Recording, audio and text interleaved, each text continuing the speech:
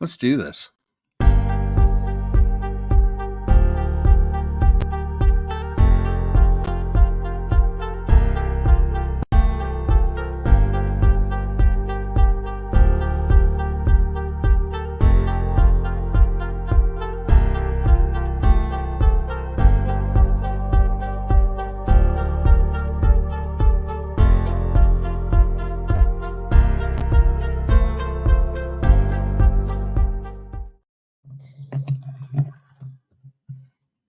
All right. Let's all right. Hey, how you guys doing? We are here. We're live, kind of. But thank you guys so much for joining us today. My gosh, we have a great show today. I'm so excited for this show. I'm I'm beside myself. And we'll get to that in a minute. But first, let's pay some bills. So, if you have anything and everything and all of the things related to video that you want documented, you got to get a hold of Steven Saldana over at White Husky Films. All you got to do is dream, create, record. Here's the deal: we got a lot of stuff going on. They have billboards in Times Square. Let's see what else. Websites, marketing, music videos, you name it. Anything connected to video, get a hold of them at www.whitehuskyfilms.com. Dream, create, record. When you choose White Husky, you'll be so glad you did. And we got Jane's Physical Therapy still hiring. Jane's Physical Therapy 8. Oh my gosh, we just made 2 or 3 new hires in the past couple of days. Super excited. We're still hiring. Need I guess 6 now, but we're hiring, growing. The tent is expanding.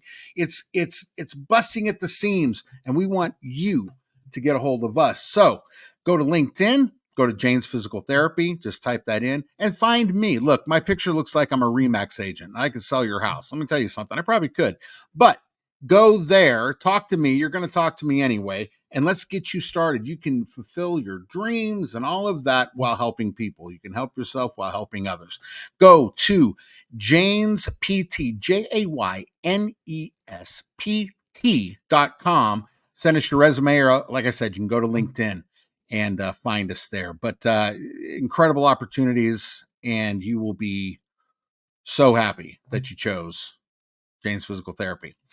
All right, and Klein's Jewelry, they got a new location. It's incredible. Look, here's the deal. If you live in Houston and you've been you got engaged and you got married and all of that, and maybe sometimes the ring got thrown back at you, whatever it is, it doesn't matter. You're an heirloom. If you have chances are you're wearing a Klein's diamond. All right, don't run, don't walk. Go to the new store in Headwood Village. They also have the store on Woodway.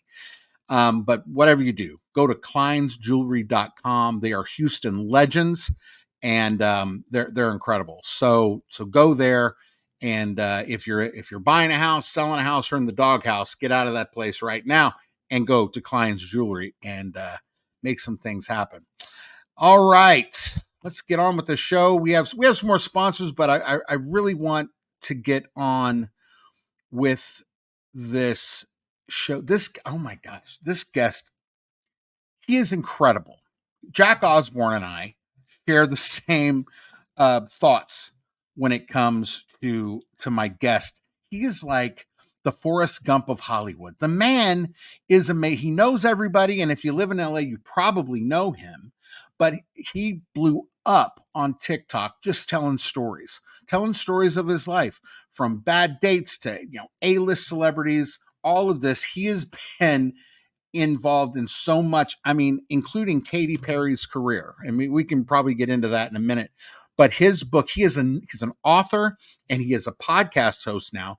But this book, get it at Barnes and Noble, get it on Amazon. It's a #1 bestseller on Amazon.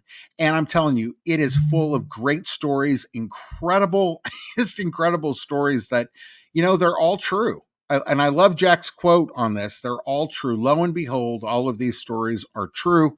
And I love how he stuck to his guns when writing the book. And we'll talk about that in a minute. But he has parlayed that book into a top 10 podcast, the Bad Decisions podcast. So go to Barnes and Noble, get the big book of Bad Decisions, and you must, oh my God, on all of the platforms. He just signed with a new network, and just incredible.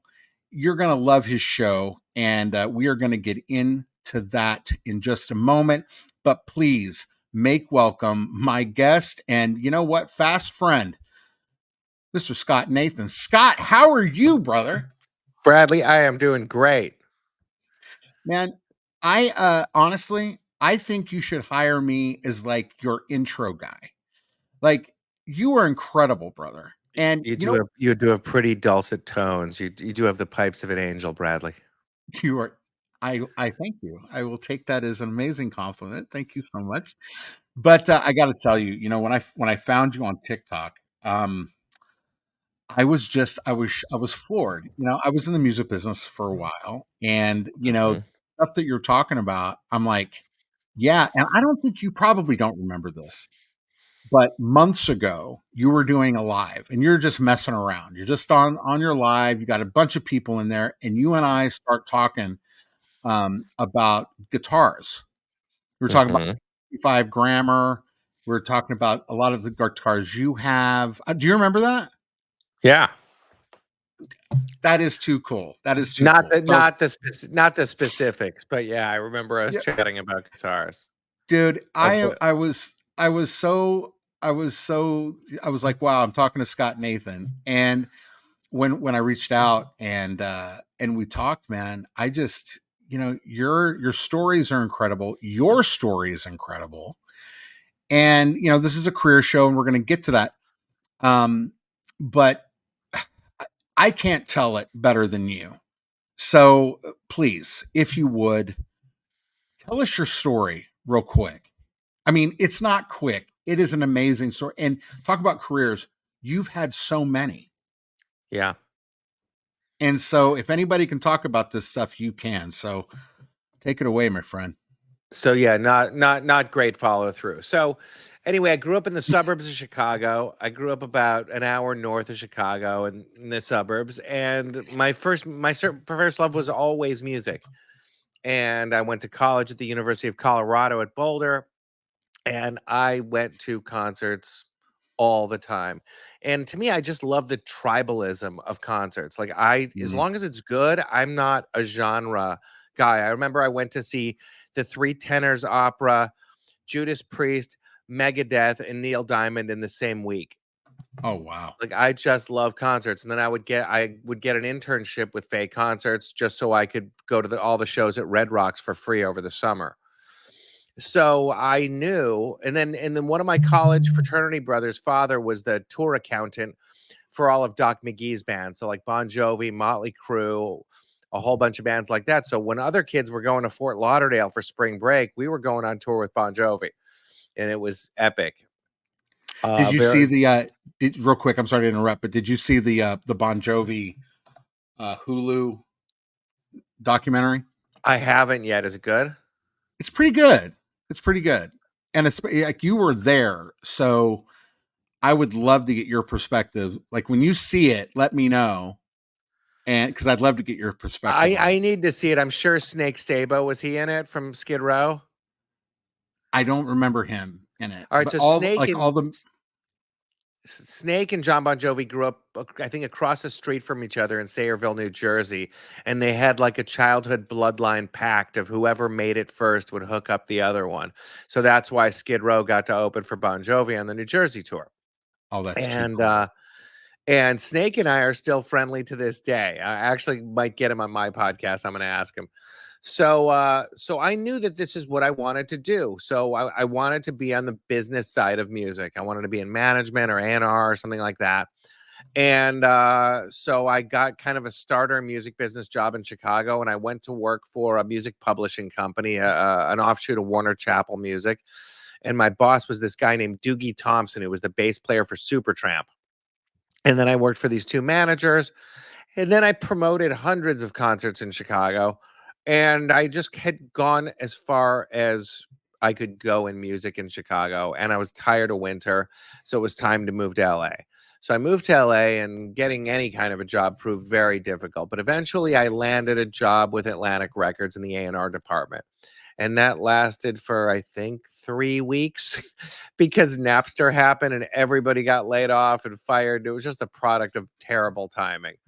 And it was kind of in that black zone when everyone was stealing music online, but Steve Jobs hadn't come up with the 99-cent song iTunes idea yet, Right. way before streaming. So I had to start anew. So I said, well, this internet thing looks pretty profitable. And I had this buddy of mine I knew from Chicago. He was an art director at Leo Burnett and Needham, and a very good illustrator. And then he had written a screenplay in college and managed to sell it and get it made. And that was called Mystery Date with Ethan Hawke and Terry Polo. And that got him the gig to write the Super Mario Brothers movie, the first one with Dennis Hopper. And that movie has been called one of the worst films ever made. And that was the end of Parker's screenwriting career. So I said, Parker, I have an idea. I got a pretty big mouth, and I got pretty good connections, and you're a really good illustrator, and we're both good with computers. I'll bet you I could convince movie studios that they need websites for their movies. And he said, have a go. So I met this guy named Sid Sheinberg, and Sid Sheinberg was the president and chief operating officer of Universal Pictures and MCA, the parent company. So one day I decided to just shoot my shot, and I said, Sydney, you need websites for your movies. He's like, really? What do they do? And I'm like, think of it as like a commercial that you don't have to ever pay for once you pay up front. You're paying probably $60,000 for a 60-second spot. This is just out there for everyone on the internet. And he goes, that sounds good. How much do they cost? And I'm like, I don't know what to charge for a website. So I'm like, I don't know, like $100,000. He goes, oh, that's not bad. Because in the world of movie budgets, $100,000 could be 3 days worth of catering on set. It's like 100 Right. grand is nothing. So I started doing movie websites for Universal and Paramount and Sony Pictures and fashion brands. And then I did one of the biggest television Christian ministries in America and Jenna Jameson's website, the biggest porn site ever, at the same time. So that was an So interesting year. who is the evangelist? I can't say I signed an NDA. I looked Oh it up, man, double check, but it was one of those big, one of those big ones that's on TV. That's in a sports arena. I guarantee you, my family probably knows this guy. Probably. Guarantee it. But So wow, anyway, so you're so doing that website and Jenna Jameson's at the same time. So it I was love it. wild. I remember one day, this was one of the craziest days of my life. Jenna was living in Scottsdale, Arizona with her husband at the time, and she was in LA directing a lesbian porn movie. And she Okay. says, come to set. I need to meet with you about some things. So I'd never been on a porn set before. So I walk onto this porn set and all hell's breaking loose. So, well, to my Midwestern innocent eyes, and there's just like people walking around naked and having sex, and it's crazy. Oh geez. And so I spent all day on that, and then I was like, Jen, I gotta go. I have a meeting in San Diego. I have to drive like 3 hours. So she's like, okay, go. So I drive down to San Diego, and I meet with these, televangelist people, and I'm like, a Jew from the suburbs. Like, I don't know anything about this world Yep. at all. And I'm like, guys, what are you looking to do? Tell me what forget design. Tell me what the goal of this website is.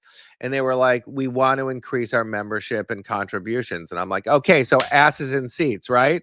And they just looked at me like, and I'm like, okay, probably not my best way of articulating it.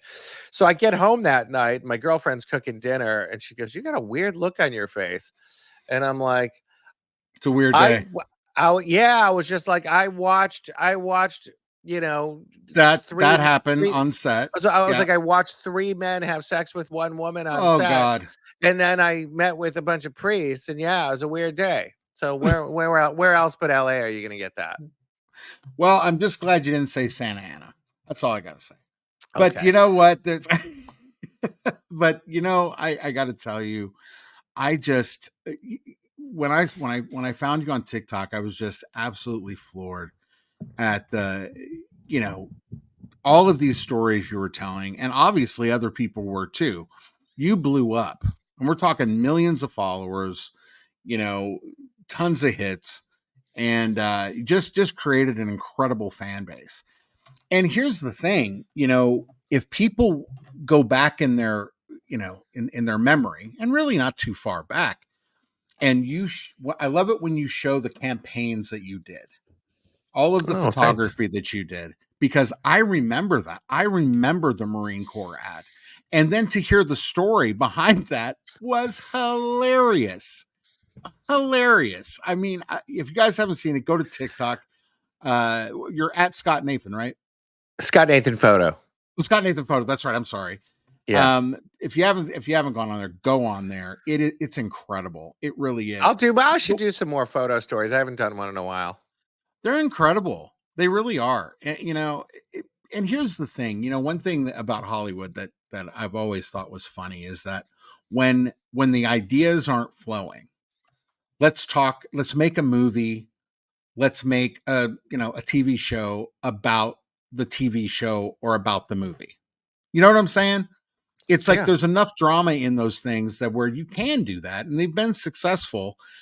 I think it's hilarious, and actually it's amazing, especially for people that are in the business in one form of media or another, to hear about it and then Yeah. relate to it and go, I'm not crazy. This Yeah. happens, you know. One of the stories you tell, and I was actually going to talk about another one, and I will, but the one that you have about Joan Rivers and her telling you not to say no to anything. That is so true. That is so true. It was wise words that I never forgot. And Joan was as smart as she was funny. Well, so let's go down the list. So, people trying to, I don't want to, we all know about the, people trying to break into Hollywood as an actor. There's a ton Yeah. of them. What's the stat? 100 people move in and 100 people move out a day. I Now don't that's a even revolving. I don't even know, but I always say LA is like Vegas. The house always wins. It's like a big wood That's right. chipper. The cast changes, but she never changes. That's right. That is absolutely right.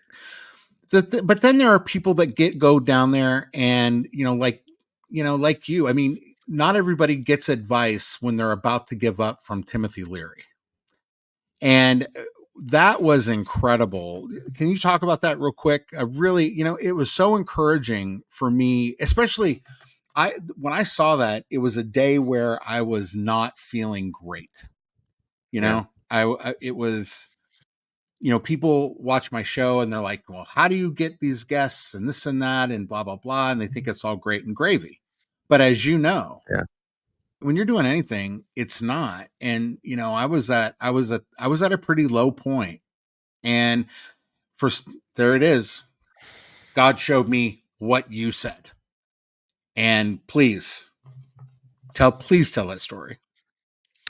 Yeah, so this all began when I was still working in music. It was 1993, and my company sent me to New Music Seminar in New York City. New Music Seminar was kind of like South by Southwest. It was just a big music convention where bands would showcase, and they would have this thing called Schmoozapalooza it was like a networking event, and it would be like it was like a whole music business conclave and keynote speakers. And I remember Rick Rubin spoke at it, and Irving Azoff, and all the people of that era. And I went to go see some baby bands showcase, including Nirvana. I think it was at Roseland Ballroom, and I went to go see an unsigned White Zombie, and then my boss, this guy Jack, was childhood friends with this guy named Jerry Brandt. And Jerry Brandt was a big nightlife impresario. He owned the Ritz Theater, and he owned this other club called Spodiotes, which was like anything could happen. Like you could go there one night and it could be Keith Richards and Tina Turner jamming on stage, and Jerry knew everyone. He was one of those guys. So my friend Jack said, go meet Jerry Brandt. So I go to Spodiotes, I meet Jerry. He assigns me to his VIP hostess to take care of me and to give him whatever he wants. And she and I start talking and shooting the breeze. And I said, I'm moving to LA. I've gone as far as I can go in Chicago. And she's like, I got friends in LA. I'll hook you up with. You know who you should meet? You should meet Tim Leary. And I said, Dr. Timothy Leary, the Harvard professor, the acid guy? And she goes, yeah, he's a That friend of guy. mine. And I go, well, do you want to introduce us, like, on a call? Do you want to let him know I'm calling? She goes, nah, he's cool. Just take his number. Just call him when you get there. So it was a while, and things were not going well for me in LA. I didn't have a job. I didn't have a place to live. I was couch surfing. I was wearing my welcome out at people's places, and all the people that I had helped in their careers, helped people get jobs. People weren't even returning my calls, and I was like, "This ain't the Mm. Midwest. This town's got no heart. Like, no one's helping." So it was like, I don't know, 10 o'clock at night or something, and I just got the urge, and I called him, and he answers the phone. He's like, "Hello," and I go, "Dr. Leary?" He goes, "Yeah, who's this?" I said, "My name's Scott. I'm a friend of Yvonne's." And he goes, "Ooh, I love Yvonne." And I said, "Yeah, anyway, I just moved to LA." And he goes, "Come over." I said, "Oh, I'd love to. When would be good?" And he goes, "Now." I go, "Like right now?" He goes, "Yeah." So I get in my battered old Saab Turbo that was barely running, and I drive to Beverly Hills, and I go to his house, and we're talking and talking and talking about all manner of things. And he said, you seem low. I said, I've never been lower in my life. I got to tell you, I've been working hard at everything I've ever done. And I don't think this universe has any plan for me. I think it might be checkout time. And he goes, Scott, do Mm. you like plays? I said, no, I hate them. And he goes, well, do you like movies? And I go, almost as much as I hate plays. And he goes, well, what's the best part of any play or movie? And I said, the third act, because it's almost over. And I was just being a grumpy son of a bitch. And he goes, exactly, the third act. Always stay for the third act. He goes, Scott, one day, one moment, your whole life can turn around. Please stay for the third act. And, I would call him from time to time. And I think I went over there 2 other times. And he was a lovely guy. And, he was a really out there guy. I mean, he was the voice of the 60s counterculture movement and telling, the young generation to drop out of school and take acid. He was quite a controversial guy, but Right. but a quite smart guy too. Well, it's such a big deal, you know, and I don't want us to bury the lead. He said, "What's the best part of the movie? The third act." Yep. How many Meaning, like, people check hang out? out. Yeah, don't quit Hang early. Don't quit early. Now that's not to say, and you hear this all the time, and we talked a little bit about this the other day, where we're in kind of like this meme generation where it's know your worth. I know my worth, and it's never quit, don't quit, da, da, da. And that's true, but hold the phone. If you're not showing your worth, then it's a sound of one hand clapping. That's number one. But number two, don't quit doesn't mean don't pivot, That's right. That's you right. know? And if anybody exemplifies that, it's you. When we call you, and I saw a multidisciplinary artist, that's a fact. That's a fact. And one of the things that I love about, back in the day, man, it was everything is who you know.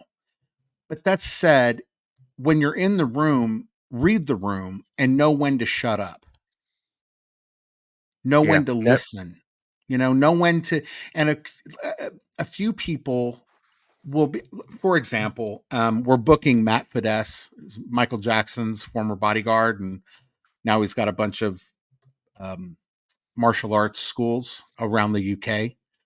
Yeah. And we've had on Ed Pedersen, and it's the same thing. They got a chance to be in the room with legends, and they recognized it enough to know when to be quiet, when to say less. Can you speak on that? Because you've been around them, like your circle uh, is incredible. But what people fail to realize is that these people are just people, but they've been around a while. They know the business, they've seen everything, just like you. Well, and fame and stardom and success do different things to different people. I remember I was talking to Adam Levine about this, and he was saying, there's they say that fame changes people, but he felt, It and I don't really exposes think them. I don't really think he's changed. He says that he, in his experience, he found it more changed the people around him. It changed the way, Oh, yeah. his friends and people in his sphere began 1,000%. to sort of change, to sort of and have heighten their expectations. So, but also I've seen celebrity, but I do think it magnifies it. I think there's two kinds of celebrities in this town. I've watched a lot of people get chewed up and spat out, but I've watched a lot of people go from zero to hugely famous. And Mhm. I think, just in my anecdotal observation, and I'm not going to name any names, there's two kinds of celebrity. There's the one that you go to their birthday party and it's all the old bros they've always had. Like when Yeah. Dita Von Teese has her birthday party, it's her old stripper friends. It's like some new fancy friends too, but it's all the old gang coming together. And then there's Right. other celebrities where I go to their birthday parties and it's like, it's Jay-Z and Beyonce and Kim and Kanye and this and that. And they're all Right. got their security details. They're behind velvet ropes and no one's smiling and no one's talking and no one's having fun. And they're just sort of fame There. hoarders. And Yeah. yeah, and they're the kind of shit celebrities, the ones who Yeah. believe their own hype. Well, yeah. And I totally see that too. When you were coming up, and you're in a point where it's like, even in Chicago, you know, when you told your parents, I think I want to be a photographer, and they're not pleased. I mean, they're expecting it to be Dr. Scott Nathan or Scott Nathan Esquire, and you want to take pictures for a It living. wasn't even a conversation. They were like, if you have any plan to go into the arts, we will not pay for college and you're on your own.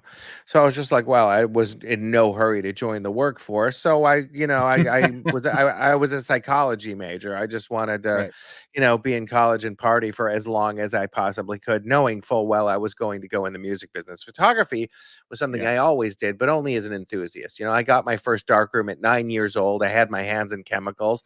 And I just like taking pictures. And taking pictures back then was a real nerd thing. Like, people didn't take pictures, It was families. technical.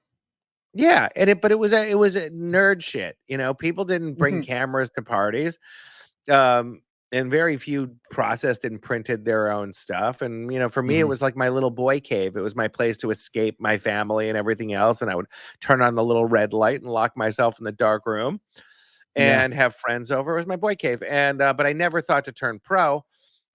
And then I was doing pretty well with my web design and network building thing. I was working for Disney and Universal and Dentsu, Japan's largest ad agency, and I was a consultant, and I was making a pretty good gig until I was playing golf one day with a couple buddies of mine. One was a very famous celebrity photographer, and his brother was a CEO of a major cosmetics company.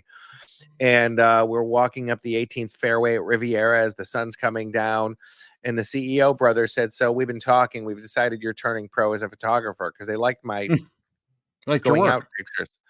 Yeah. And I said, "You guys are out of your mind. I'm finally making a living at something. I'm not starting a career in my late 30s in the arts." And they said, "Yes, you are." And they owned the biggest studio in LA. So they said, "Just pretend you have the same last name as we do. All the trucks, all the grip, all the lighting, it's yours." And the photographer one said, computers and cameras. Digital is a brand new thing. And there were point and shoot toy digital cameras, but the medium format, the big digital cameras, the ones that were this size, those were yours. Yes. So he said, you figure these out. You're going to run computers and cameras for me. And one day when I don't think I can teach you anymore, I am going to fire you and you have to go shoot. So, Ah, um, well, you so, know what? We'll run the ticker again because the book won't stand up. okay, There we go. I'll give it one more shot. I love it. I need to get a stand or something for this thing. So I worked for this guy for nearly a year, running the cameras and the computers and training his crew on it. And then we finished a shoot. I think it was Christina Aguilera. And he went around the room and he said, "Thank you, hair. Thank you, makeup. Thank you, wardrobe. Thanks, Christina. Scott, you're fired." And I said, "Wait, what?" And he goes, "I told you this day was going to happen. It's time to fly, little birdie." And Oh my I had gosh, wow. only done a few tests. I didn't really have a portfolio to really get work with. I'd only done a few shoots, and then I was on the couch for 3 weeks or so. And then his vice president of marketing called me for the makeup company, and he said, "Can you shoot beauty the way he does?" And I said, "Yeah, I know all of his moves." She goes, I left them. I'm working for a new brand called, or another brand called Too Faced Cosmetics." I said, "I know them. They don't use photography. They just use like cheesy stock illustration." And she said, "Yeah, but I want to grow them up a little bit. So I want some elegant photos. Will you do them?" I said, "Yeah. What do I have to do to get the gig?" And she said, "Put together a creative brief." So I put together a creative brief that was kind of like the paradigm of James Bond or Betty and Veronica or Gilligan's Island, one good girl, one bad girl, one blonde, one brunette. And I sold it in the room to these two CEOs. And then they said, "We never done a photo shoot before. What do we do?" And I said, "Well, start with casting." So the first casting day, I saw about 100 blondes. And the fourth one to walk through the door was this incredible girl. And I was like, "That's my blonde." And the next day, I saw about 100 brunettes. And there was nobody that did it for me. There was like, they all just looked like soggy Wonder Bread. And so I went back to the CEOs and I was like, "Can we spend a little more money? Can we look at New York girls? Because all the best models are New York." And they're like, "No, honey, we don't have, we can't, we're a little company. We can't fly out A-list models and house them. You better pick someone from the Right. tape or I'm going to." I So love now a this. few weeks earlier, I was standing outside of this very tough to get into place. I was walking in with my girlfriend after dinner and I see this weird looking girl on the sidewalk and she's wearing a fake fur coat with a green dress with white polka dots and white sunglasses and white high heels. And she's like, "Excuse me, excuse me." And I said, "Yeah, what's up?" She goes, "Do you guys know how to get in here?" And we were like drunk and festive. And so we were like, "Yeah, she's with us. Come on in." I'm like, "What's your name?" She's like, "My name's Katy Perry.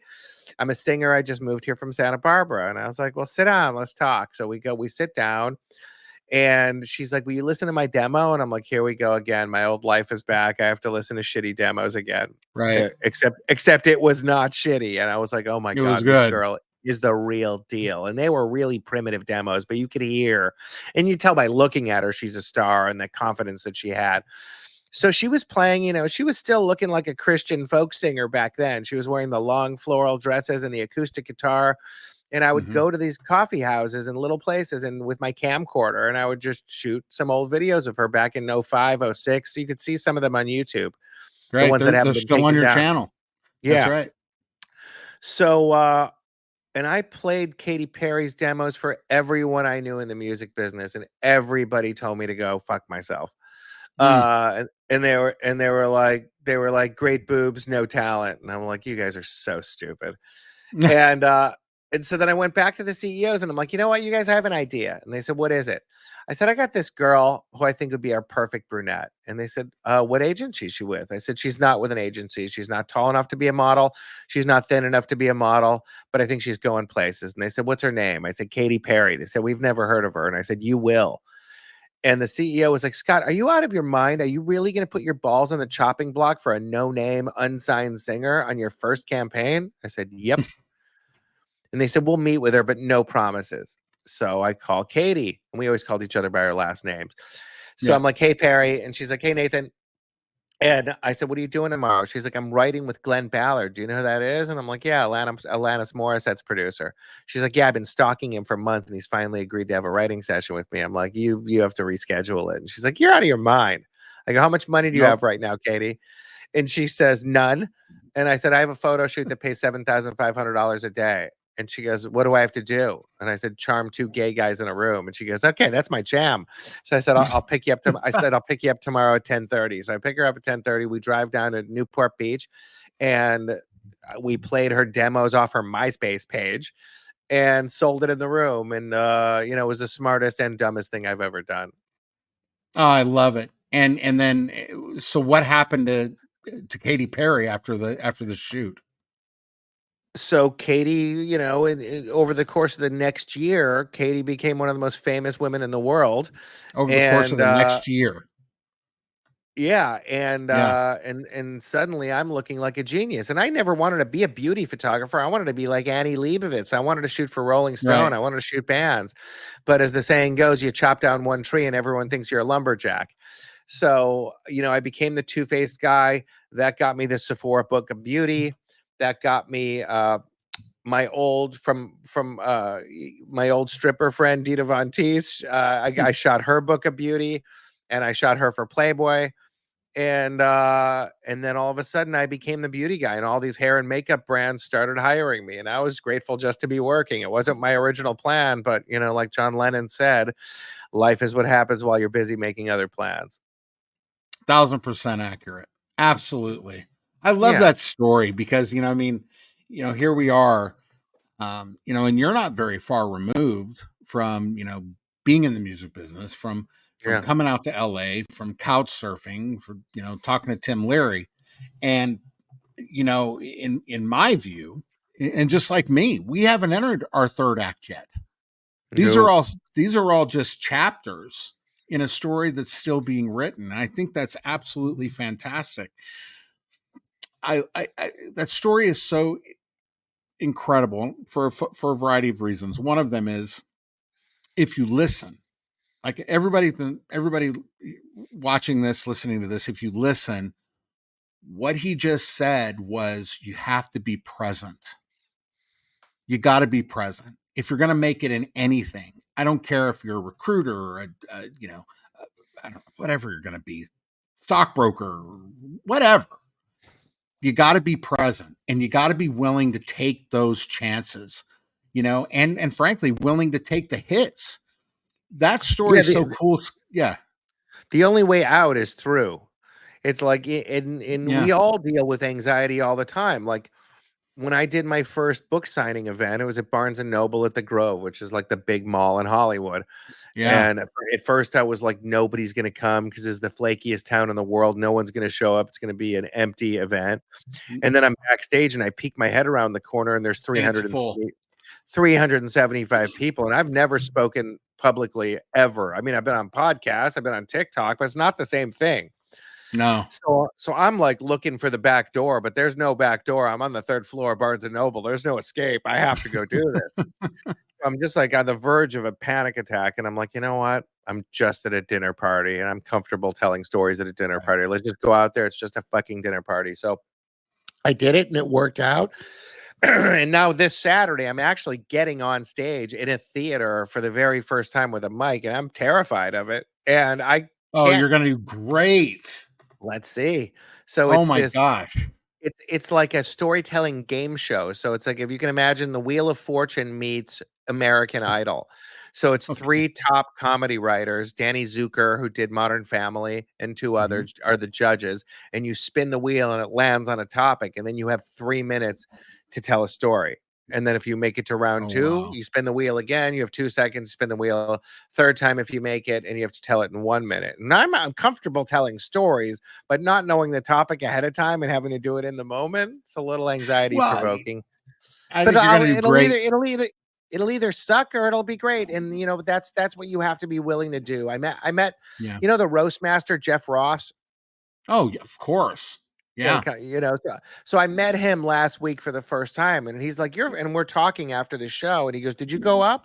And I said, "Hell no. I'm funny, but I'm not stupid." He goes, "We're just fucking around. Just get up there and fuck around. Sometimes I bomb, sometimes I rule. Just go up there and Yeah. fuck around." And I don't think it's any more complicated than that. I think we just have to get out of our own way and just know that sometimes it's going to be great, sometimes it's going to be shit. Yeah. And that's Yeah. the only way to And get good. The only way to get good at anything is by doing it more. Like, nobody picks up a guitar and is good at it. You suck or no. photography, and 10 years later you suck less at photography, and 20 years later you start to get pretty good at it. Well, and I find this to be happening across the board. You know, for any business, training, and I believe is become a thing of the past, really. It's like, here we have all of these tools.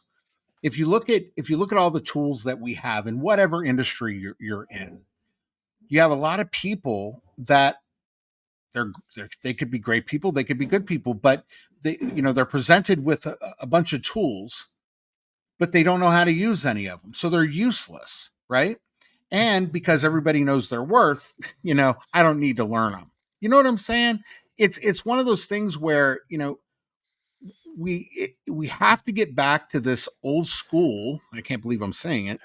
Old school mentality of being present, doing the do, being okay with just bombing. Like I mean bombing. And learn from that, you It's the know? path. It's the path. It's the Oh, path. it's And yes. and Yeah, and nothing happens, when you're sitting home without pants in bed. You have to that's you right. have to everybody sucked when they started at anything. I mean, That's there's right. certain people who are naturals. I think singers are one of those things that are really Sure. born, not made. Like a good singer can get great, but someone who can't sing will never be able to sing. That's But true. I don't know. I met Herbie Hancock way back in the day, early when I moved to LA. You know him, the jazz musician. Yeah, And of and I course. said, Herbie, I said, what do you say to young people who want to be like you? And he said, Scott, I There's wasn't only a one me. natural at all. He goes, in fact, That's that right. the kids in my school, I was the least naturally gifted when it came to playing music, but I Yeah. worked harder than everybody else, and nobody spent more time in their mother's basement practicing than I did. And then he said Yeah. this line that I will never forget. He said, Scott, everybody wants to be the hero, but nobody wants to slay the dragon. And unless you're willing to slay that dragon, you're going to just be ordinary. That's right. In fact, we actually talked about that story the other day. And I said the same thing. If everybody wants to go to heaven, but nobody wants to die. John Yeah. Maxwell. Everybody wants to do what I do, but they don't want to do what I did. And so really to encourage people, do the do. If you need to pivot. Scott, your story it is all about pivoting. Yeah. you know I'm going to be a musician. Go from that, I want to be Annie Lee, which, truth be told, I mean, she's a genius. If you're gonna Yeah. if you're gonna aspire to be an incredible rock photographer, that's who you want to be like. But the things that you've done, and I'm not trying to tout your horn here, but they're pretty awesome. And so Thanks. you're putting in these. It's really incredible. I had forgotten the question I wanted to ask you. Just remembered it. So parents aren't going to pay for school if you're going to the arts. Period. You pick psychology. Yeah. I'm sure you thought about this. It's not for the reason you think. No, well, I mean, most people go into psychology because they want to find out why they're crazy. But My, but mine was mine was far less interesting. Mine was, I literally went down to the last day where you had to declare your major, and I skateboarded over to the Board of Regents at Boulder, and I said, guys, uh, which college has the highest enrollment of women at this university? And they said I love it. psychology. I said, I'll take the change of That's major the one. form. And the lady said, I think you're spiraling out of control. And I said, no, do I? She goes, you need to speak to a counselor. I said, am I required to speak to a counselor? And she said, no. I said, give me the form. And so I made it psychology just to meet chicks. Well, but here's the sort of like the what do they call it, the something the passenger, what is it, anyway. So you go into psychology to meet chicks. You had to have gone to class a few times. What's Yeah. interesting about that decision is going into psychology, that has to play a part, either consciously or subconsciously. I don't want to get Freudian here, but into the work that you've done and into the way you've communicated and interacted with folks in the industry. Because honestly, let's face it, we're all nuts. Yeah, and But but you I've always been fascinated by people and yeah, trying to navigate the waters of personality, which is yeah, really what wins the job in the end. Like right, I don't always choose the best hair stylist in town or the best makeup artist in town. I right. choose somebody that I can spend a 10-hour day with that's not going to be a diva or get on my fucking nerves. Right. I don't like chatty people. People are gabby while I'm shooting. I need to focus. Right. Who do I want to spend a 3-day shoot with at 12 hours a day? So I think being a people person, and it's a people world, and you have to navigate a lot of different personalities. And I'm kind of like licorice, I'm not for everybody. You Hmm. either like it or you don't. I do the best I Yeah. can, but I'm not one of those people that just sort of right down the middle everybody likes. Like, I am not Jerry Seinfeld, nor have I ever wanted to be. I always wanted to be more of an assassin like George Carlin or Chris Rock, There or you go. Right. like I'm a somewhat polarizing figure, but I do the best I can. But the thing is, I if you get along with, or you aspire to please everyone, you're probably not very authentic, you know? Yeah. Like, Yeah. I guess I have an edge to me. I piss some people off with the things I say. I'm not doing it to be a polemicist or to piss people off, but I'm also just not namby-pamby about my opinions on things. Well, and I And it really works. appreciate that. Well, and that's one thing. That's an area that you and I definitely are uh, simpatico in, if you want to say it that way. Yeah. In a world that has, and I have my theories on what happened on TikTok, but I think I know why. We'll talk about it offline probably. But, in a world where I just love it, where someone will give some sort of like opinion, but it's a really scathing thing to tell people in very polite ways. You know what I mean? Like, we've lived, and I think we're coming out of it. We've lived in a world where, everybody is in bubble wrap. You don't want to say the wrong thing because heaven forbid somebody gets offended. Oh my God. Um, you know, how do you navigate those waters? And let me ask this, just so the audience knows, is is it that way in Hollywood when it's just y'all? It's just you and whoever you're hanging out with, or is it all public persona? I think people are people. Mm-hmm. How do I navigate these waters? I'm just me, and I'm not going to bend. And sometimes I can say things that I think are just Innoc- a s- like probably just that innocuous, people, yeah, that people read into. Like, right? I did a TikTok the other day about meeting Dr. Phil and him being a dick to me. Oh man, I And the saw guy, that like, one. Yeah. and I just saw that he was trending on Twitter, but I didn't even bother to click on it to see why. It just reminded me of the story, so I went and did the TikTok. I didn't know that he was interviewing Donald Trump. I didn't know any of this. I just said, yeah, he was an asshole to me. And then another friend of mine got in a car accident with him, and he was an asshole to her, and that was the whole story. But I made it kind of funny. I didn't make it like mean. Well, And then all of personally, a I sudden, think I'm trying to find that belt, the belt with the money clip. The you white can have one. mine. I'll send it to you. I, dude, I will are send you it to you. serious? Yeah, it's kinda yellowed. I'm never gonna wear it again. You Oh can my have it. God, thank you so much. I can't wait to So, get. yeah, so all of a sudden I post this video and people start reporting it, because there was like a 1-2 second shot at the end of it that showed the interior of Dr. Phil's house that had like artwork that was guns on the wall, and people reported me for guns, and then all these like ultra MAGA people were like, "You're a liberal pedophile." And I was like, "I was a registered Republican since Reagan. What are you talking? I just Right, think he's a dick. This is not political."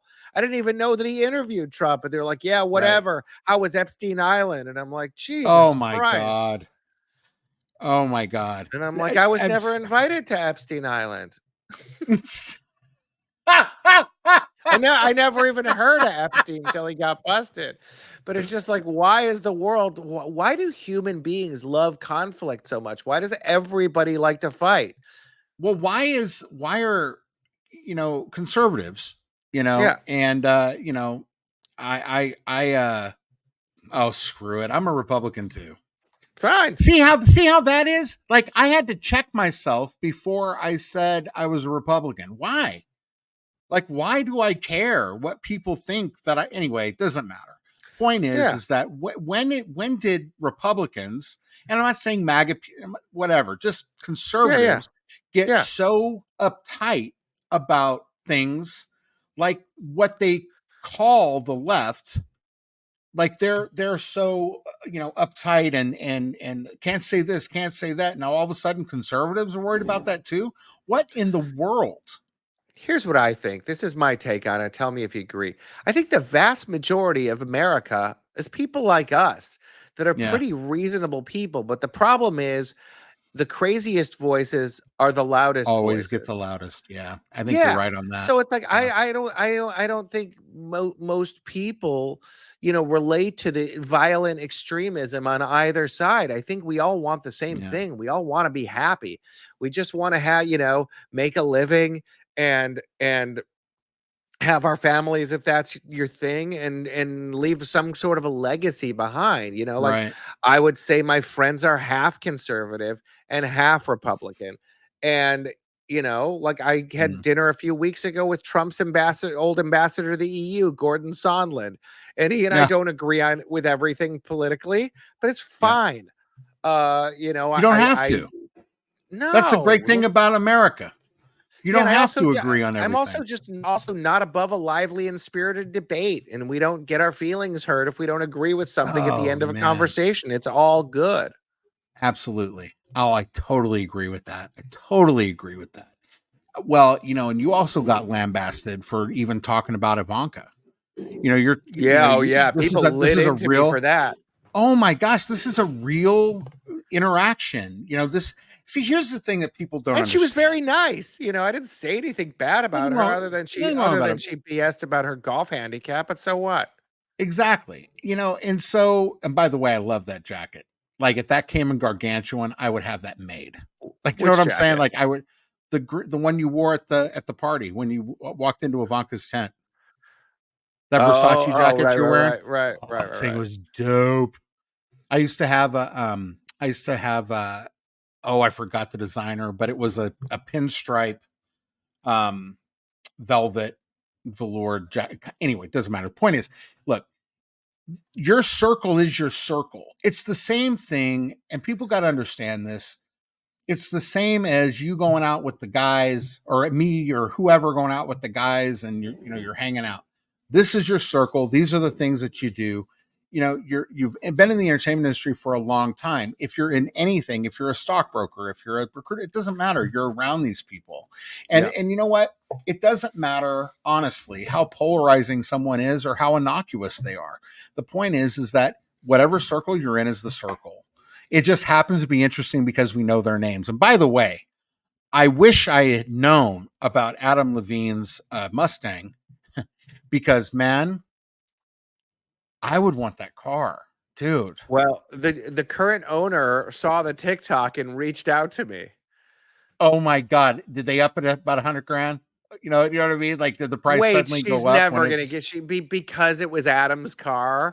She's asking, yeah, like, Oh, well, over 100 over market. She's just like, if you know anyone yeah, that wants to buy it, I'm asking 400,000, and I'm like, get the f out of here.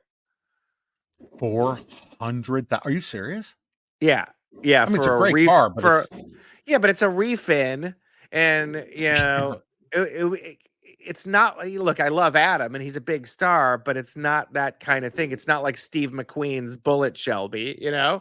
right. It's not Natalie Wood's Gullwing Mercedes. It's not that Right. iconic. It's a pop star's Mustang. It's a cool 350 Shelby. Yeah, you could maybe you could add, but the thing about car collectors is the provenance of who owned it.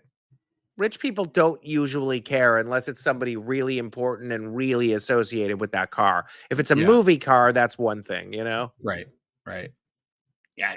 Wow. 400K. So good luck on this. So that's the I don't want to sell it price. Yeah, That's the yeah. I'm keeping it price. Well, or she's just gonna have to learn the lesson. Oh, But exactly. my cousin who found the car, who did the restoration, was laughing when I told her the price, because he's like, "I'll buy that car back," and then I gave him the price, and he No, was you like, won't. "Yeah, tell her to f off." Guys, everybody, we are here with Scott Nathan. One of just an incredible guy. If you don't follow him on TikTok, you need to start. And buy his book, The Big Book of Bad Decisions. And Please. I'm going to tell you, his podcast already in the top 10, and it's going to be great. And you know what, Scott? Honestly, I can't wait to be on your show. Yeah, well, we should do that. I have my first shoot on my first episode I'm shooting with Dr. Drew is on Friday, so I'm excited for that. Oh, what that's going to be again. Okay, I so love that guy. psychology major, and we kind of didn't get into this too much. We said people are people, and that's great. How much does your collective experience wrapped in that psychology, this, I don't know, education, play into your vision when you're shooting, writing, whatever, writing music, writing a book, writing copy, whatever it is? I think human beings are like puzzles. Like you really have to sort of Mm. figure them out. And it's funny, like that the people that have reputations for being difficult, I generally vibe with them.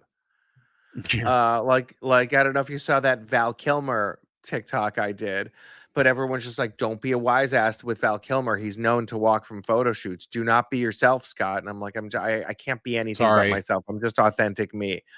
And Yeah. he and I got on like a house on fire. And then, Yeah. we had a great shoot. It was him and Lisa Kudrow. And then at lunch, I decided to just like give him a little poke. And I was like, Val, people said you were going to be a real pain in the ass, that you were going to be difficult. And he goes, "Oh, did they?" And I said, "Yeah." He goes, "Scott, you don't strike me as the kind of guy that suffers fools gladly." And I said, "I definitely am not." He I goes, "You know love why I that. have that reputation?" I said, "Why is that, Val Kilmer?" And he said, "Because I was getting ready to make another Batman. And when I'm not working, I like to go out and have a good time. And they try to get me to treat me like a child. They try to get me to sign a contract saying I would not have one sip of alcohol during the entire production of Batman." And I said, "You know what? I don't need this shit. I already have money. Go find another Batman." He goes, "That's why Yeah. everyone thinks I'm a dick. Do you think I'm a dick?" I'm like, "No, I think you're like the coolest guy I've ever met." And so it just goes to show, like some personalities work together, some don't. But I always try my best to navigate the waters. Like I worked with one pop star, like a real diva, female singer, pop star, legend. And we had the most beautiful catering you have ever seen in your life. There's like a penguin ice sculpture with like oysters and stone crab claws and Yeah. incredible. And a guy with a white hat cutting beef tenderloin. And she comes up and she's like, I'm not eating this shit." And I said, "You got to be here all day. I got to be here all day. How can I make you happy? What do you want to eat?" She was like, "I want Subway." So I'm like, "Oh, easy." So I call there was no Grubhub or anything like that yet. So I call the intern over and I'm like, "Shauna, go get her Subway." And she's like, "And I want KFC." And I'm like, "Other intern, go get her KFC." And then I'm just a wise ass. So I'm like, "Is there anything else I can get you? Do you want McDonald's? Do you want Burger King? Do you want Wendy's? Do you want In-N-Out?" And she's like, "You think I'm Yeah. an asshole, don't you?" I said, "No, I don't think so. It's your shoot and you should have what you want." Yeah. And then, excuse me, and then it all worked out. It was fine. So sometimes, you have to get through the Yeah. day. Well, I love that. I don't know. Like say like minds, you know, like minds. Yeah. And what's interesting, it's like, for example, even on this show, and I just want to get your take on this, because you're starting a podcast, and Yeah. you're about to go on, and yeah, you're with a network, and yeah, we all have teams. Uh, Mine's absent at the moment, but we all have teams. But Yeah, but I don't know if here, this is gonna work. I don't know if I spent a whole bunch of money for nothing. It's no, hard. it's It's hard definitely to gonna. break It's through. but no, no, no, but it's Everyone has definitely a gonna work. podcast. No, no, no, no. It's definitely gonna work, and I'll tell you why. It's the same reason my show works. It's because it is. It's off. I hate to use the word authentic. I'm getting so sick of it, but it's true. People come on this show and they can be themselves. There's no pretense. There's Yeah. no angles. There's no gotcha. Just be yourself. But I'm certainly not like the guy that is the movie. Like, you ever see those movie? Not all of them. There's a good friend of mine that does this. But have you ever seen when they're doing junkets and you got the reporter that is asking the actor about, well, was your underwear too tight when you did the scene with, you know what I mean? Just stupid questions. And you get Yeah. to the point where the actor is just like, I love what Leslie Nielsen used to do, and he had the fart box. So, but that gets to be really ridiculous and it's tiring, and it's good. Your show is going to work again for the same reason mine does, and the same reason your book worked. Your story oh my god, you got to tell sorry, oh my gosh, you have to tell the story about, you're sending it off to editors, You had a friend of yours that was a publisher, send it off to blah, blah, blah, blah, blah. And they wanted you to edit a bunch of stuff and make it them. And I loved your take on that. You're getting for all of the editors out there, we love you. But what your take was is a lot of these people are, they're failed writers. So they're going to tell you how your book should be written. Yeah. And I'm telling you, the Bad Decisions podcast is one of your best decisions. For one, your guests are going to, anytime you have somebody that's on, like with my show, look, the guests not validate, but they lend you credibility. Number one. Number two, these are real conversations. There's no pretense. They're just real, right? We live in a world where people will swallow a half truth and be happy with that, not realizing it's a whole lie. So when people see things that are authentic, they gravitate towards it, right? They really do. Yeah. They gravitate towards it. And here's the other reason. And again, this is what I wanted to get to in a very long way of getting there. Doing this show, I have had, first of all, they told me it wouldn't work. They told me that it was going to cost too much money. They told me that you tend to I tend to be a little verbose, as you can obviously tell in this show. Same. And they said, no, you have to cut your shows down. You can't have an hour show, or you can't have a 2-hour show. You can't have any of that. And I'm like, you know what? Here's the deal. This is my vision. If my vision's cloudy, I appreciate your clarity. But this is my vision, and I'm going to go with my vision. Period. If you don't like it, there's the door. You did the same thing with your book, and I am telling you, with your show, you're going to have to do the same thing with your show. You're going to get, as you probably already are, you're getting a bunch of advice. You're getting a bunch of, this is going to work. This isn't going to work. You should do this. You shouldn't do that. I am telling you from someone that is, look, we're still building. We're still growing. But we're growing in a pretty fast click for somebody that, at best was a micro celebrity and brings on people that are amazing. We're going at a pretty fast click. So my question to you is, brother, how are you going to have and to keep that energy, the same energy you had? And it would be great if you could tell the story about your book. I would love that. But connecting that with the show that you're about to do, and I think your show is about to blow up. I truly do. You've heard it here first. That show is about to do great things. It's about to be huge. Here's the hope. And I'm looking forward to it, because I found TikTok to be terribly limiting, because you have to make pop songs. You have to get in, you have to get out. There's a lot of constraints. You have to cut out all the dead air, and it's its own construct. It actually made it difficult for me to narrate my audio book, because I had trained myself to speak so quickly for TikTok that the producer was like, "What the fuck are you doing? Slow down." So I think this will be nice, that we'll be able to stretch our legs and have really meaningful conversations. And I'm looking forward to the discipline of being, prepared for it, but then also leaving room to be loose, which is what same as I do for a photo. I'll spend 3 weeks thinking about how I'm going to set up and light a photo. Yeah. And then after I've got that shot done, then we've got a little time. Then we play for a half an hour. So, preparation meeting opportunity. But Dr. Drew, that's a big one to lead into, because you have someone who has been a legend since the 80s. Like, where to even begin? He's done so many things, from Loveline to Celebrity Rehab to everything. But he doesn't shirk from controversy either. No. I was really when there was that certain thing that happened, he stuck with his guns. And he admits when he was wrong. Absolute. Yes. Admits it, owns it, moves on. Yeah, that's right. People people were mad at me on the Dr. Phil video. They're like, I cannot believe you like Oprah. And I'm like, yeah, I worked with her a couple times. Oprah's effing awesome. And they're like, she makes terrible decisions. She brought out Dr. Phil and Dr. Oz. And I'm like, show me somebody who's had a career for 50 years and didn't make two mistakes. Well, but I Or mean, you're getting it from both sides, yeah, and there's we no have to winning. politicize everything. There's no There's no winning. winning. The internet is perpetually angry.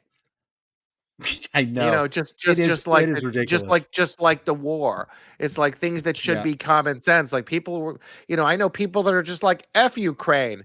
Let them fight their own battle. And I'm like, no, not F Ukraine. Because there's been other times where people moved across Europe, if you remember, and it didn't end very well until people stepped in and helped them. Like, do you believe in That's right. democracy or do you believe in totalitarian dictators? Like, are you effing nuts? Like, go read a history Right. book and stop Yeah. watching TikTok. Like, we have to help Right. that's why NATO exists. We need alliances. We need friends. We can't be lone wolves. That doesn't work. We've Yeah. tried it. It was a failed experiment. Right. But let's Well, not get into wars and politics. But yeah, when you were but I mean, at the same time, this kind of goes to, again, I'm not, I'm not blowing smoke here. And it's not because you're on my show. I've told everybody about this, and I've told everybody about your show, in that you got throttled down because of your stance on the Israeli conflict. yeah, I did. I got banged hard for that one. You got banged hard for it, and then you do something about Dr. Phil, and then which the whole I don't want to get into it too much, but that whole thing. But I'm I not. I'm mean, not. I'm not what chasing kind of number. world are we in? What kind of world are Yeah, we in? But I'm chasing authenticity. I'm not chasing. Look, you're if I chasing wanted to, authenticity. There you yeah. go. Look, if I know the path to having 1 million Instagram followers as a photographer, and I wasn't Yeah, willing to do that. I wasn't willing to just shoot a bunch of influencer tarts in tiny bikinis and taking just over sexualized images of women. It's just not what I do. I like to there make you go. elegance and beauty and art Right, and it's not to say that I'm not a red-blooded American man who doesn't love women. I just like making women beautiful, not sexualizing them. right. So And that was the there's a path I've distinct difference. yeah, and Sorry, I know there's a distinct difference. plenty of photographers who don't know an f stop from a bus stop, who just take really dirty pictures of women that go right up to the line of what you can do on Instagram, and they have much bigger Right, followings than me, and that's okay. but that, whatever. I get I'm that. just I'm I I'm I just just gonna I'm just gonna do what I want to do, and I hope there's enough people to support it where I can keep the lights on. if there is any, and again, you do that Dr. Phil thing, you're getting hit from both sides. Like, Yeah, but at the same time, when you're getting that flack, you must be over the target. And that's why your show is going to blow right up, dude. It is going to from go your through the lips to roof. God's ears. Let's I'm hope. trying to tell you. Well, because it's real. It's real. You're gonna get, and like, you're bringing on Jack Osborne, right? Yeah, So I remember Jack Osborne was a neighbor. Um, well, because the Osbournes, that house. So when I was down there, I lived on, and you'll know what this is. Well, very briefly, you know where Rock and Roll Ralph's is, and right across the sure. street, right on Hollywood Boulevard and North Fuller, and there's that Sunset and Fuller. Yeah, Sunset and Fuller, yeah. yeah. Sorry, and then but there's that really terrible. Like, it must have been something really something back in the day. I don't even know if it's still there. But that apartment What, that sleazy complex, motel? Oh, the apartment. Okay. those the apartment complex, those sleazy, yeah, yeah. Is that up the street, or is that like next door? I don't even remember. But there's that apartment. It's a little further east. It used to be called the Saharan. That was a real skanky motel. Do you And it remember had the like one, it had like a 70s Vegas kind of sign, but now it's like a dude? Best Western or something. Do you remember the one? And oh man, I'm really saying something here. Do you remember the motel place? And I think it was on Sunset. I think it was on Sunset, but it was way down toward like Little Armenia. And it wasn't like a motel, but it was bungalows. So you drive in, and there were like little house rooms all over the property. And you walk in and it smells terrible. Like they should have just charged by the hour. And you got like cigarette burns on the nightstand and stuff like that. Dude, Yeah. I was so drunk one night. I ended up going there. I walked right out. I walked in and I'm like, okay, I'm just going to try to make it home. At this point, Santa Clarita is not that far away. That's pretty far from Sunset Boulevard. I'm just saying, do you remember what I'm talking about? If it's the one I'm thinking of, that it's like bungalows and it looks like a haunted house. It's just, Yes. yeah. Yes. I don't know why it's still there. Weird I think energy. They must use it. I think they must use it for production because it looks like the scariest place on earth. I bet they use it for photo shoots and production, and they make enough money from that. And they must own the land. They have to. I walked in. Okay, so the one I walked into, I drove in, so checked in, got the key, and there was a key. The door was about as thin as a piece of paper. Like it was like a movie set door. So I walk in, and the energy, let me put it this way, Scott, I was not alone. Like I was alone. I was not alone. There were entities. Yeah. Oh my Lord. I remember walking in, I looked down at the nightstand. The cigarette burn really stood out to me. I looked at the bed again. I sat down and I said, nope. I walked right there. I said, you know what? You can keep the money. I'm not staying here. And I made it home. Obviously, I'm here. So wait, when did you live next door to Jack? Well, it wasn't next door. I'm saying that, North Fuller, if you go up, you make that left to get on Doheny, like to go up into the Oh, yeah. Okay. All right. Right. And then gosh, I almost bought that. You remember the house on Little Laurel that was Douglas Fairbanks and Mary Pickford shag pad, and it was I think Capital owned it for a while, like in the 70s, and down from the breezeway there was a tunnel. It was built during Prohibition or before Prohibition. They would have parties in there, and I guess they stashed their champagne bottles when they got raided in the tunnel. Anyway, a couple guys from New York bought it, and they refurbished it. Everything was, so I almost bought that place, but everything was too little for me. Right, right. It was like authentic, bathroom things. They had the original stove in it. It was amazing. Great place. Yeah, those old 20s places, because people were small then. Like, I have a friend who has a 20s house, and like, I'm not that tall. I'm 5'11", and I like barely fit through the doorways. Like, everything was tiny back then. Everything was tiny. And then when you look at the handprints at Grauman's Chinese Theater, they look like children's hands. It's crazy. That house, though. Okay, so this is what really got me. So Charlie Chaplin and Douglas Fairbanks all started UA. So from that house, Mary Pickford's house is grand estate, right? The one that she ended up. Pick Fair, yeah. Pick Fair, yeah.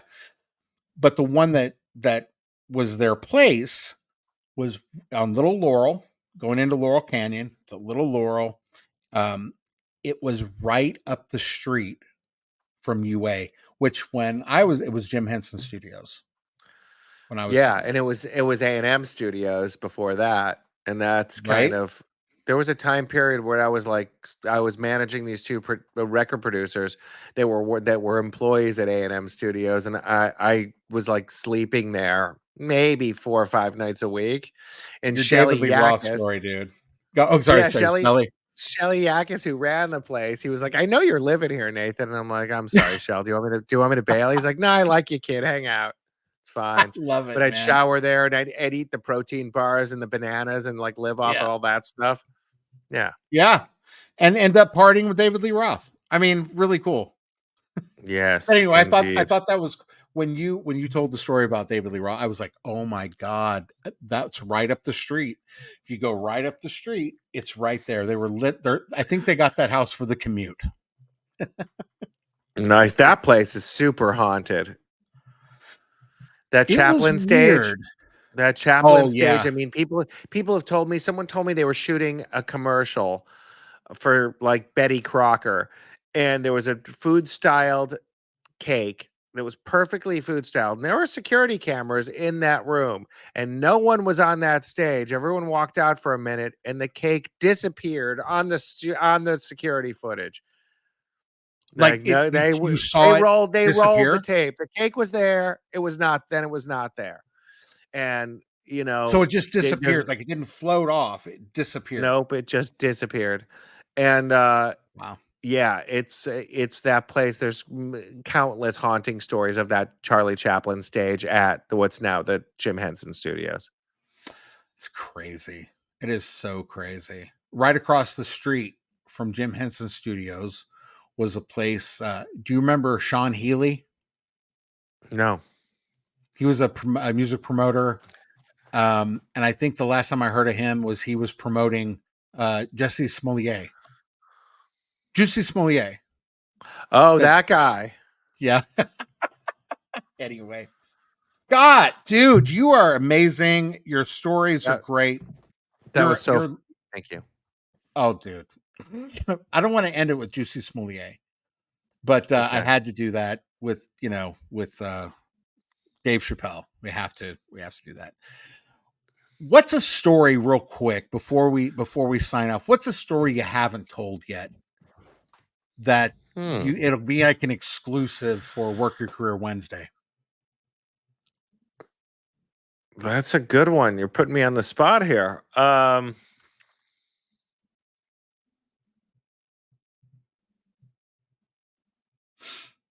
I know there's one.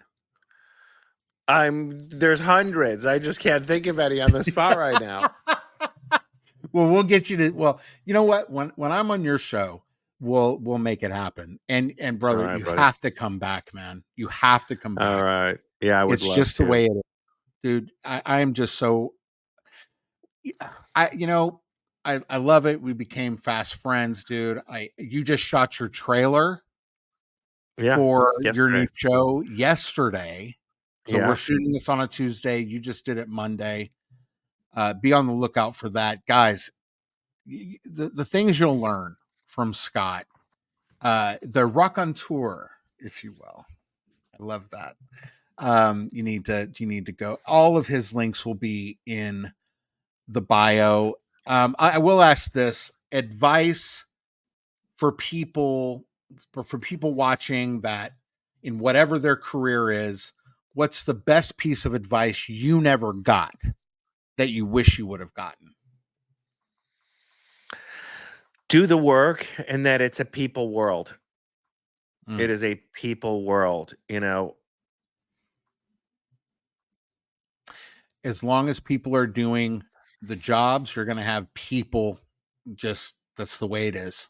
It's a And people look, and world. you can do everything right and still get the crap kicked out of you. You could do That's right. everything right and still fail. So what do? You pivot, you keep going. I love Uh, it. the only way out is through.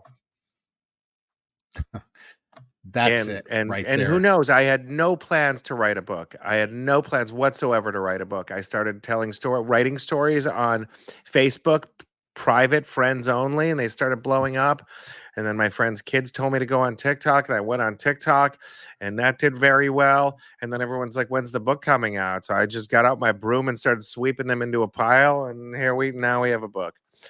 Well, we So got a book. We got a book that you stuck to your gun, and I really want to. And I cut you off, and I talked too much. I'm no, it's sorry, all good. That's all good. but you stuck to your guns. You stayed with your vision, and now you have a best-selling book, and Yeah. that book has become a podcast that I cannot wait to watch.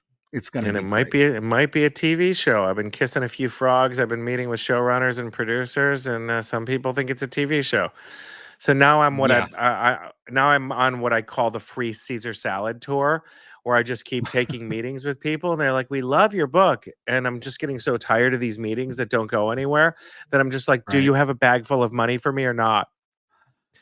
Like, can we hire a There you go. showrunner and start casting the show? Don't LA me. If you like, I love that you like it, but I don't need a free salad. I need a show. That's right. So Don't LA me. hopefully they appreciate my directness. I love that is such an LA thing to say that nobody says. You Because no take one so many passes. meetings. No one ever Yeah, passes. Like if you don't like it, it's okay. I'm in the rejection business. I'm an artist. If you don't like it, right, tell me. But they're like, no, right. no, we love it. Let's meet again sometime. Yeah, call me. And I'm like, I'm not Or we calling you. love You it. call me. We love it, just not enough to put money in it. Yeah, We yeah. love it. We It's love like that it exists, but that's where you know what no, that's they're all always like gonna. they're always like, call me in a couple weeks. And I'm like, no, call me if you want to buy it. Because I'm just not playing that game. If I you're the love it. kind of person that needs to be chased, I'm not your guy. I absolutely love it. All right, Scott buddy. Nathan, you are amazing. Thanks so much for coming on, and yeah, stick around. We got there's lots of stuff to do. You have something you got to get to. Yeah. Scott, appreciate you so much. Bradley Clark, I appreciate you. Thank you. Thank you so much. We'll talk to you guys soon. Hey, guess what? Real quick, guys.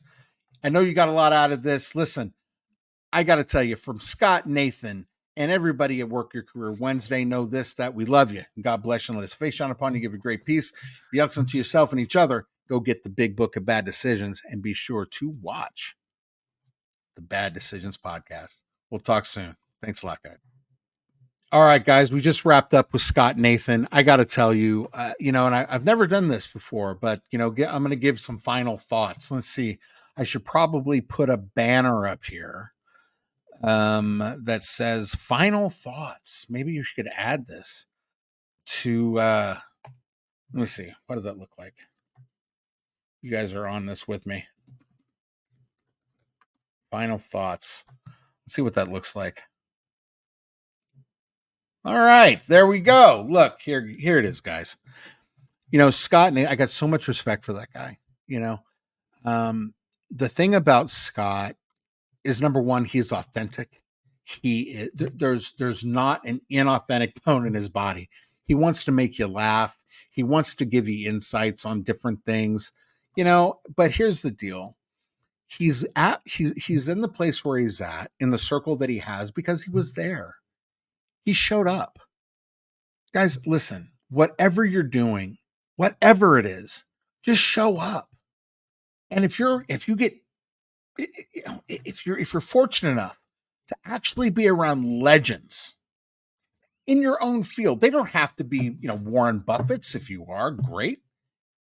But people that you really respect I'll never forget it. When I was a kid, I was 17 and I was selling cars.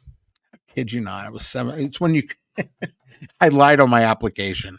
Actually, I think it was 16. It was during the summer.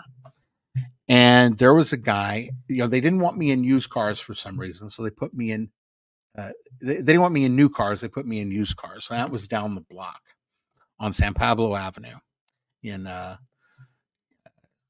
Albany and into El Cerrito, California.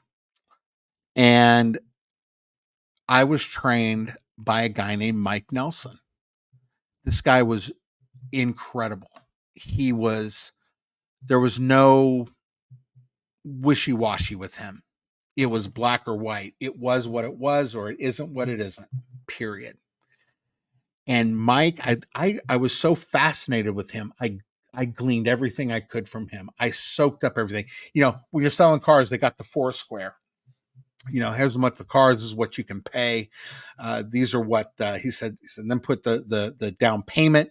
These are what the payments are going to be if we do that. This is what you need them at. And then how much? And he said this: how much you want me to make on this? You want me to make any money on this? Okay, great. And then he'd put the number in there. But I respected Mike so much. Even the way he answered the phone. He would answer the phone, Mike Nelson. That's what he would do. Phone ring, Mike Nelson. So for years, when I got into recruiting and started my journey in business, I would pick up the phone, Bradley Clark, just like Mike did. And the lessons that he taught me stuck with me to this day. He said, if you're going to leave a job, show up to resign the same way you showed up to get the job. So if you're going to resign and you're wearing, but you got the job wearing a suit, you better be wearing a suit when you leave. He said there's things about whatever we do that will stay with you for as long as you live. He was a big proponent. He never, he was a used car salesman, right? But he didn't have to be dishonest. He didn't have, there was no inauthentic, there wasn't an inauthentic bone in that man's body. And for a 17-year-old kid, who uh, didn't have any contact with his father, in fact, lost his father, 14 years old, didn't have a lot of male role models in my life. To have Mike pour in to me, I will forever be grateful for. And the lessons he taught me have stayed with me for my whole life. When I went to LA and when I was in the music scene, and then when I went into Christian music, um he he was amazing. Always be yourself. Want the best.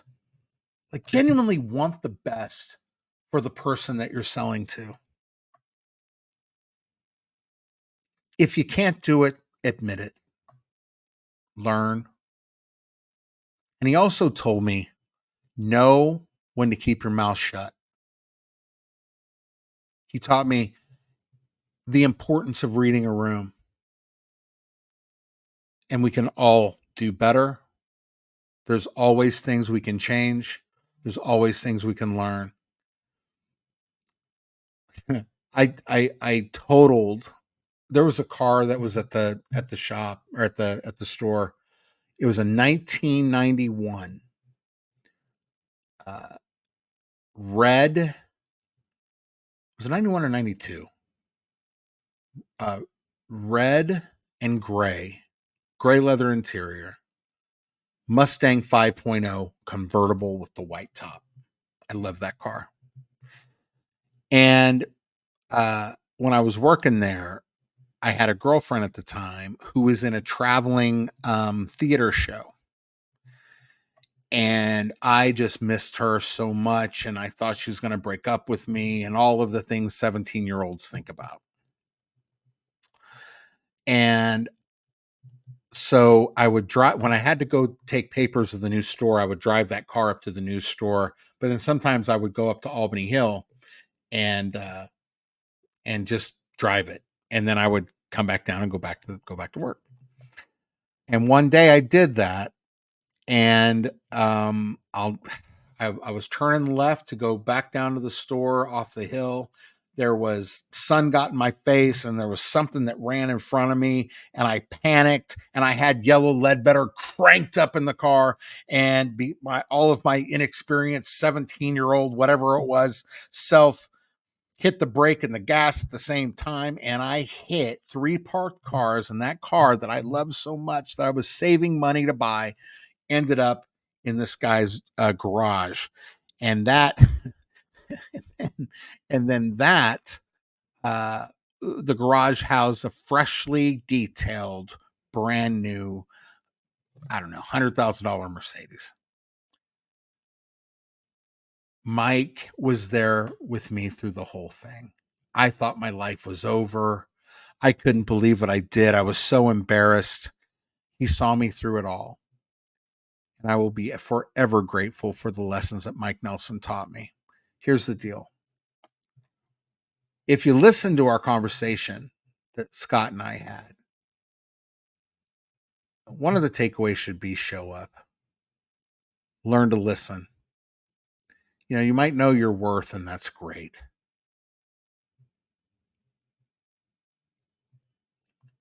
But be a person of value. Be a person that anybody knows when they call you, you're going to be the person that's going to listen, that's going to love on them. And in your career, just strive for excellence. Show up, know when to say no, know when to stick to your guns, but know when to be present and have that note card, that notepad in your mind. Have that ready to go. Guys, again, I've never done this before. This might be a new thing, but again, yes, seriously, I love you and God bless you. And let His face shine upon you, give you great peace. Be there, be excellent, learn always. We'll see you guys next week. Thanks a lot.